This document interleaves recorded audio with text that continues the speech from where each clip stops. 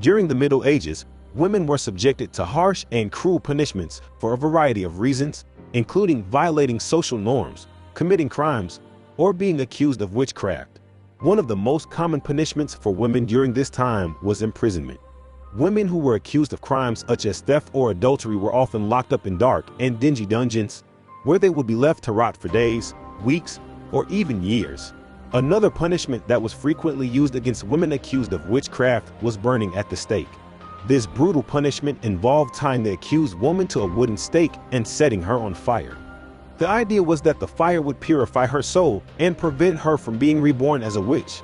Torture was also commonly used to extract confessions from women accused of crimes or witchcraft. This could include being stretched on the rack, having hot irons applied to their skin, or being forced to drink water until their stomachs burst. Stoning was another brutal punishment that was used against women in the Middle Ages. Women who were accused of adultery or other sexual crimes were often tied up and pelted with rocks until they were dead. Another punishment that was often used against women accused of witchcraft was water torture. This involved tying the accused woman to a chair and repeatedly dunking her in water until she confessed to being a witch. Public shaming was another common punishment for women during the Middle Ages.